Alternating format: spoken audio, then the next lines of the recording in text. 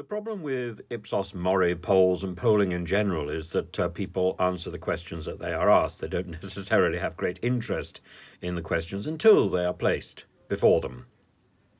And although there is an interest in the right wing of the Conservative Party about small boats and about immigration in general, the majority of the population is more interested in supporting immigration, being fair to immigrants, and integrating people who come into this country.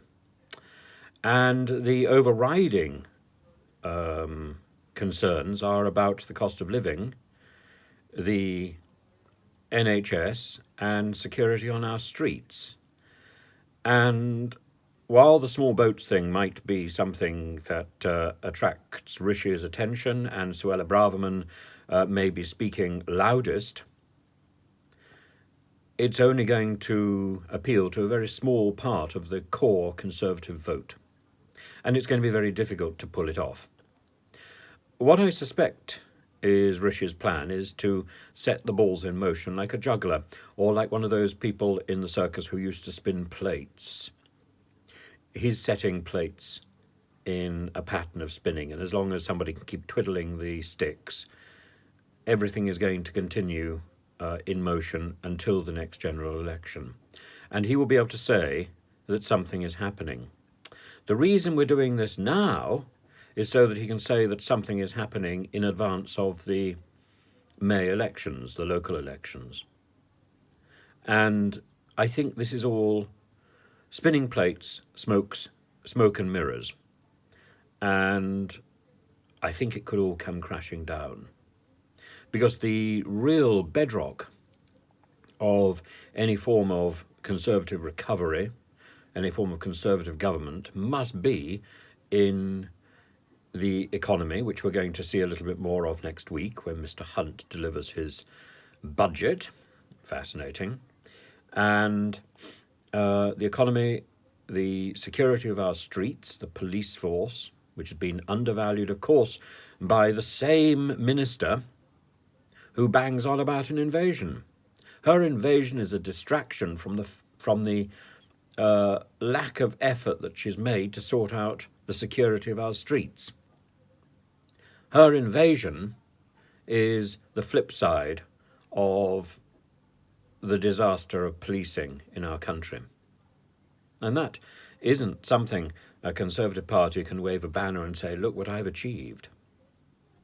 It's achieved very little. And as for the economy, this is the thing that a Conservative Party prides itself on doing well, and it's done appallingly. And it's done appallingly because of Brexit. So appealing to the Leave core vote by talking about small boats is simply a distraction, and a bad one at that, because it's almost impossible to deliver. Why? Because Mrs. May set in motion a way of manipulating the Home Office so that nothing ever gets done, so that everything is effectively kicked down the tracks. Lots of mixed metaphors here.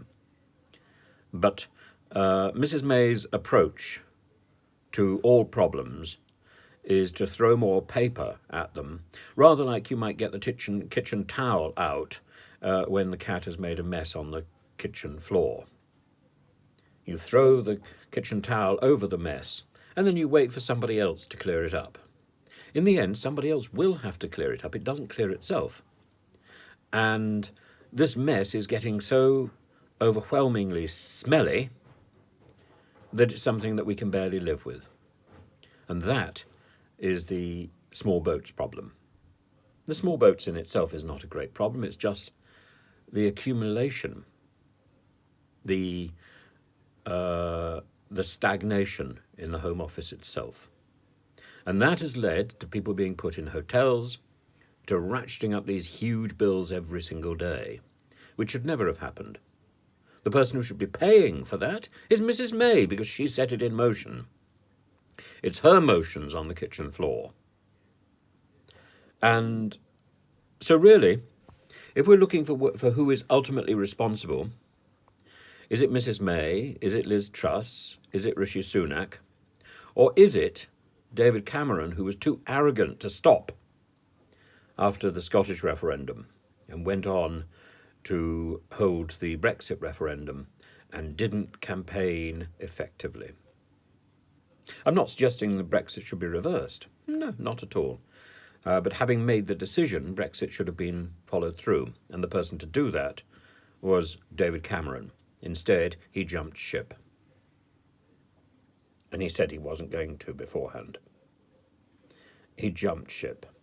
And he left other people to pick up the mess.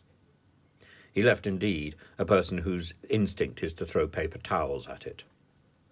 He left a person whose instinct, Boris, is to shout at it and tell everybody that it's not there at all. Ah! And then we got Liz Truss, whose idea was to build a new kitchen and borrow the money to do so. Oh, let's have an Aga. And then we've got Rishi. Rishi is cleaning up the mess for 4 different prime ministers. 4.